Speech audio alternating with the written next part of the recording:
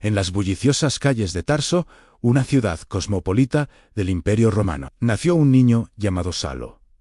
Su familia, judía y devota, gozaba de la prestigiosa ciudadanía romana, un doble legado que marcaría su destino. Desde joven, Saulo demostró una inteligencia excepcional y un fervor religioso inquebrantable. Sus padres lo enviaron a Jerusalén, el corazón del judaísmo, para estudiar a los pies del célebre rabino Gamaliel. Allí, Saulo se sumergió en la ley judía y las tradiciones de los fariseos, destacando como un estudiante brillante y un defensor apasionado de la fe de sus antepasados. A medida que crecía, el mundo a su alrededor cambiaba. Un nuevo movimiento, liderado por los seguidores de un hombre llamado Jesús de Nazaret, comenzaba a ganar terreno. Para Saulo, este grupo, conocido como los del Camino, representaba una amenaza directa a todo lo que él creía. Los veía como herejes que corrompían la pureza del judaísmo. Su celo se transformó en una furia implacable. Se convirtió en uno de los perseguidores más temidos de la iglesia primitiva,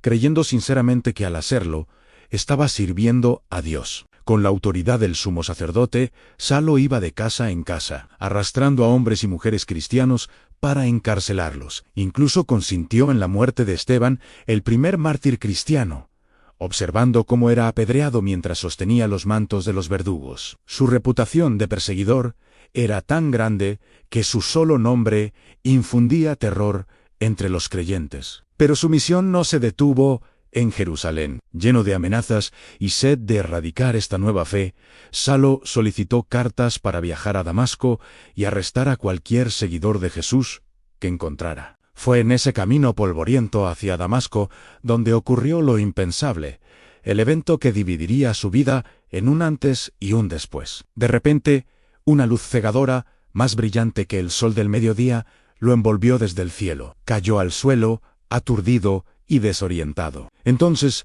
escuchó una voz que retumbó en su ser en Saulo. «Saulo, ¿por qué me persigues?» Tembloroso, preguntó.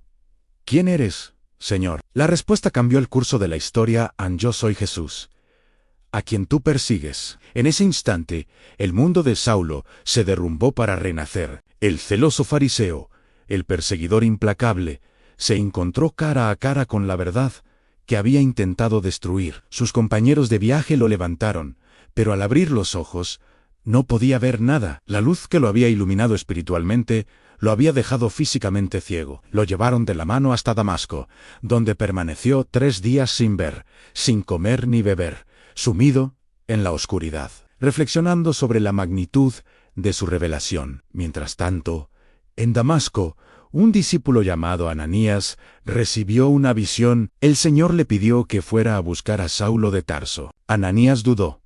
Conocía la aterradora reputación de Saulo, pero el Señor le aseguró: «Ambe, porque instrumento escogido me es este para llevar mi nombre en presencia de los gentiles y de reyes y de los hijos de Israel». Obediente, Ananías encontró a Saulo, le impuso las manos y le dijo que Jesús lo había enviado para que recuperara la vista y fuera lleno del Espíritu Santo al instante. Algo como escamas cayó de los ojos de Saulo y pudo ver. Se levantó y fue bautizado, sellando su nueva identidad. El perseguidor se había convertido en predicador. Saulo, ahora conocido por su nombre romano, Pablo, comenzó a proclamar en las sinagogas de Damasco que Jesús era el Hijo de Dios. En su transformación fue tan radical que confundió a todos. Los judíos que antes lo admiraban, ahora conspiraban para matarlo, mientras que los cristianos a los que había perseguido desconfiaban de él. Pablo tuvo que escapar de Damasco, descolgado de la muralla en una canasta durante la noche. Tras un tiempo en Arabia y su regreso a Damasco, Pablo viajó a Jerusalén para conocer a los apóstoles. Al principio, lo recibieron con escepticismo, pero un hombre llamado Bernabé, hijo de consolación, confió en él. Bernabé lo presentó a Pedro y Santiago, testificando sobre su increíble conversión y su valiente predicación. Este fue el comienzo de una nueva etapa. Pablo regresó a su ciudad natal, Tarso, y pasó varios años en relativa oscuridad.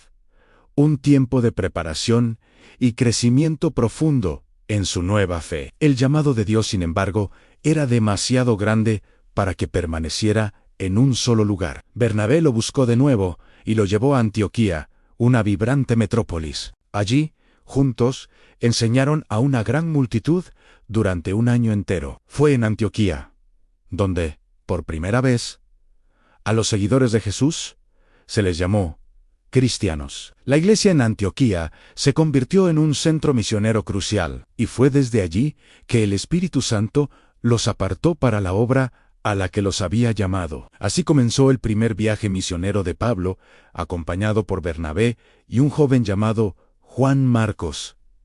Zarparon hacia la isla de Chipre y luego a las regiones de Asia Menor. Su método era consistente: primero predicaban en las sinagogas judías, y luego, cuando enfrentaban rechazo, se volvían a los gentiles, los no judíos. Pablo argumentaba con pasión que la salvación a través de Jesús no era solo para el pueblo judío, sino para toda la humanidad. Esta idea fue revolucionaria y a menudo controvertida. Sus viajes estuvieron llenos de peligros y milagros. En Listra, después de sanar a un hombre cojo de nacimiento, la multitud intentó adorarlos como si fueran los dioses griegos, Zeus y Hermes. Pablo y Bernabé rasgaron sus ropas, insistiendo en que solo eran hombres. Poco después, esa misma multitud, incitada por sus oponentes, apedreó a Pablo y lo dejó por muerto fuera de la ciudad. Pero milagrosamente, se levantó y continuó su misión. A pesar de la persecución, las palizas, los naufragios y la constante oposición, fundaron iglesias en toda la región, dejando comunidades de creyentes en cada ciudad. Después de su primer viaje, surgió un debate crucial en la iglesia. ¿Debían los conversos gentiles seguir la ley judía, incluida la circuncisión, para ser salvos? Pablo defendió firmemente que la salvación es por gracia, a través de la fe en Jesucristo solamente, no por las obras de la ley. Esta postura fue confirmada en el Concilio de Jerusalén, una decisión que abrió definitivamente las puertas del cristianismo al mundo gentil y definió la teología de la Iglesia para siempre. Impulsado por un amor incansable por las iglesias que había fundado y un deseo de llevar el Evangelio a donde nunca antes se había escuchado, Pablo emprendió un segundo y un tercer viaje misionero. Estos viajes lo llevaron a través de Asia Menor y por primera vez a Europa. En Filipos, fue encarcelado injustamente, pero en medio de la noche, un terremoto sacudió la prisión, y en lugar de escapar, compartió el Evangelio con su carcelero, quien se convirtió junto a toda su familia. En Atenas, Pablo caminó entre los filósofos en el Areópago, debatiendo sobre el Dios no conocido y proclamando la resurrección. En Corinto, una ciudad conocida por su inmoralidad, estableció una iglesia vibrante. En Éfeso, su predicación fue tan poderosa que afectó la economía local, provocando un motín entre los artesanos que fabricaban ídolos de la diosa Artemisa. A lo largo de estos viajes, Pablo mantuvo una comunicación constante con las iglesias a través de cartas o epístolas. Estos escritos, como Romanos, Corintios, Gálatas, Efesios y Filipenses, forman una parte fundamental del Nuevo Testamento. En ellas, abordó problemas doctrinales, corrigió comportamientos, ofreció aliento y expuso con una profundidad inigualable la teología de la cruz, la gracia, la justificación por la fe y la nueva vida en Cristo. Sus cartas no eran tratados abstractos, sino correspondencia pastoral apasionada, nacida del amor de un padre espiritual por sus hijos en la fe. Finalmente,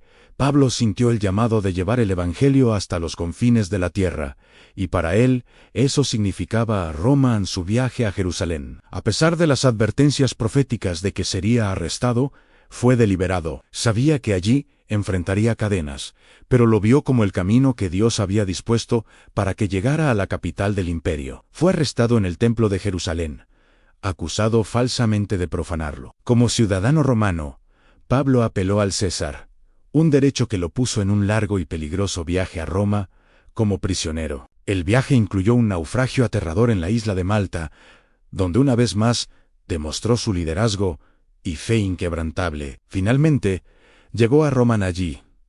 Bajo arresto domiciliario, continuó su misión sin impedimentos, recibiendo a todos los que venían a él, predicando el reino de Dios y enseñando acerca del Señor Jesucristo abiertamente y sin estorbo. La tradición sostiene que Pablo fue liberado después de 2 años.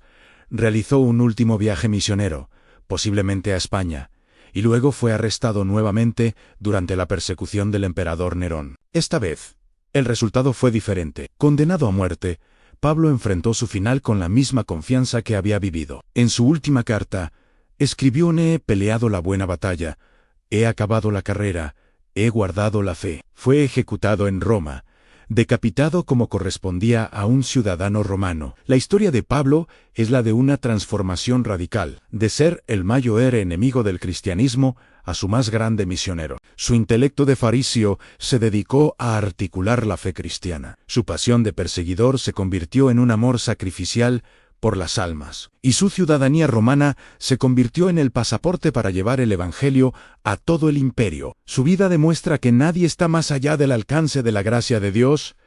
Su legado no son solo las iglesias que fundó o las cartas que escribió, sino un testimonio eterno del poder transformador del Evangelio de Jesucristo. Gracias por acompañarnos en este viaje por la vida del apóstol Pablo. Si esta historia te ha inspirado, no olvides darle me gusta, suscribirte y compartirla. Hasta la próxima.